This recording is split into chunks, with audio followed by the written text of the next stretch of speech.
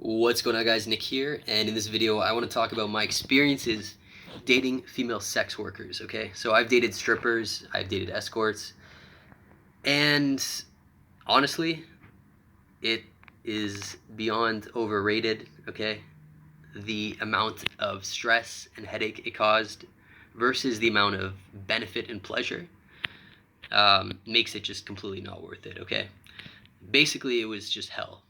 All right, years of hell.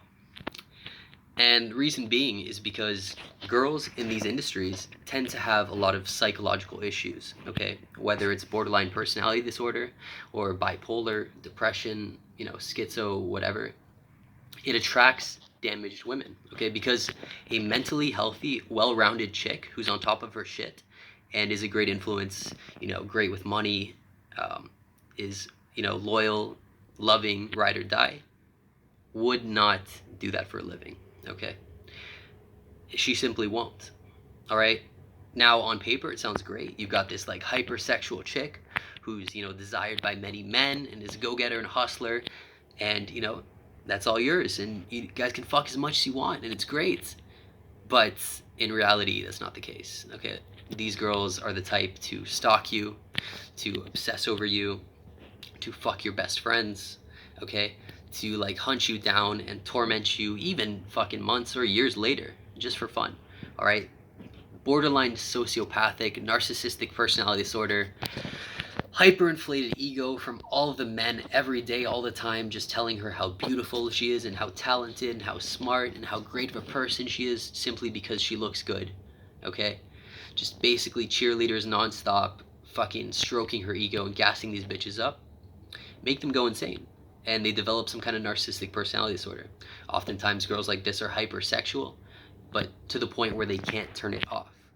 They're so sexual to the point where they will fuck anything, and the more inappropriate the better. They'll let you put it in their ass, they'll let you do like crazy weird sexual shit to them that most girls wouldn't let you do. But at the same time, girls like that aren't mentally healthy. There's a correlation. The more hypersexual a girl is, the more likely she is to be bipolar or borderline or something along those lines, okay? Or maybe she was molested as a kid, or definitely her father isn't in the picture. All of these issues come to the surface, okay? And I started dating a stripper initially, and basically things were great for a while, for several months. We just had a lot of sex, and there was no strings attached type deal. But then she started pressuring me into like a relationship and wanting me to not see my other hoes anymore. And like a dumbass, I decided to catch feels. And I eventually made this girl my priority and, my only chick, because I could tell, she was a lot hotter than what I was used to. She was like very fucking attractive. Basically, she would turn heads and dress over the top sexual with her makeup all done up nice, nice titties, great body. Basically would fuck anytime, anywhere, let me put in her ass, etc. And like a dumbass, I allowed myself to fall in love with somebody like that. But you have to pick and choose what you want. Do you want a hypersexual girl, or do you want a loyal girl? Because a hypersexual girl can't turn it off. She will fuck anybody. Okay, she'll fuck your dad, she'll fuck your friends, she'll fuck everybody. And that's exactly what happened. Okay, it was basically followed with compulsive lies, being at different locations that she wasn't really at. We went to a trip together to Montreal just for a few days. But even then, when I'd be passed the fuck out in bed, she'd be like, "Oh, babe, I'm gonna go buy bread." And then 5 hours later, she'd return with bread. And she's like, "Oh, yeah, a lot of places were closed, and I did some exploring and blah, blah, blah." And then every morning, it seemed she just wanted to go and buy bread. And then I would lose my shit.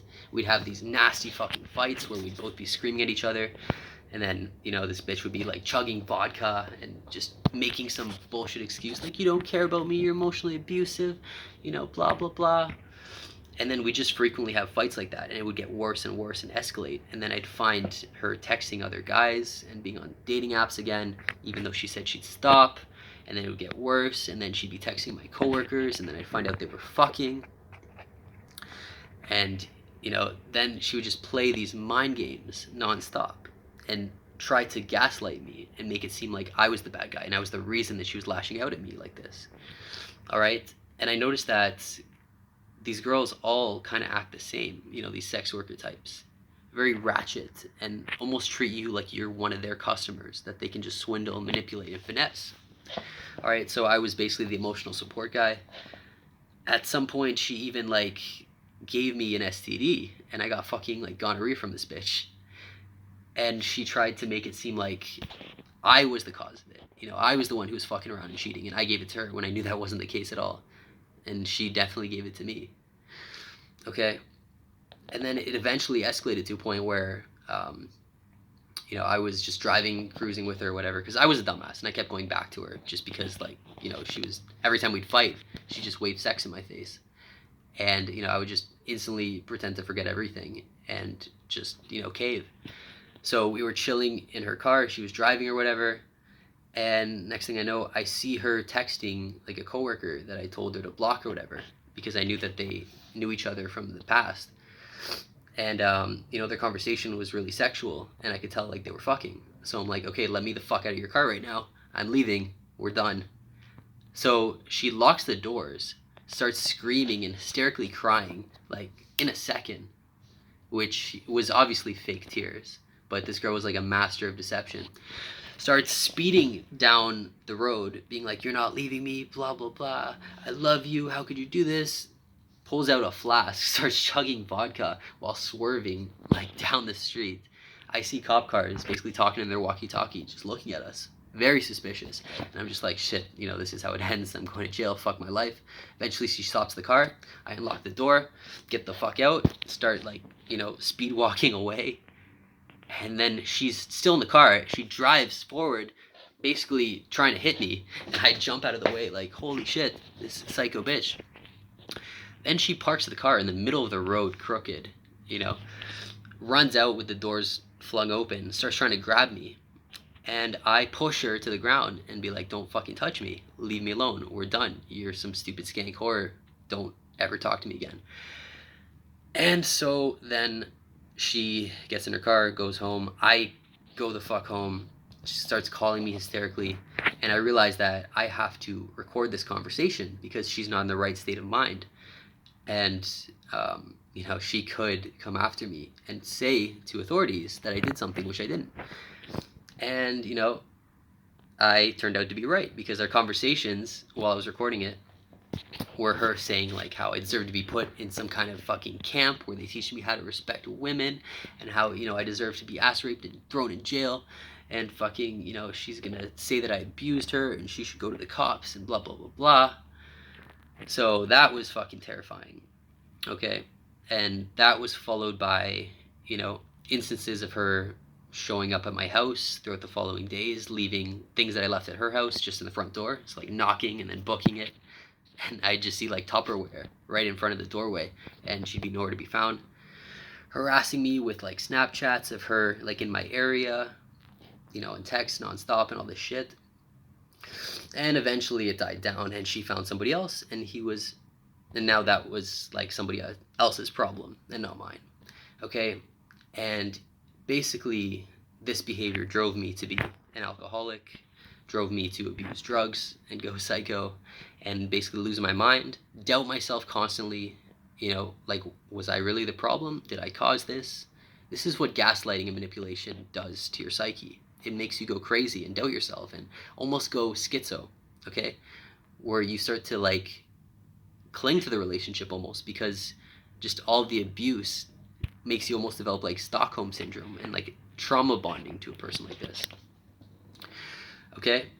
And I see how guys get, you know, falsely accused of rape and thrown in jail, you know, or a girl can say that, you know, some guy beat her, or even like fake injuries or inflict injuries upon herself. Like, there's a lot of crazy ass women who are psycho enough to do something like that, you know, and a lot of these sex worker types are very vengeful and don't really have much to live for or much going for them. So they conspire all day. They sit around and they think like, you know, how can I fuck with people? And, you know, how can I live for me? You know, how can I just have fun?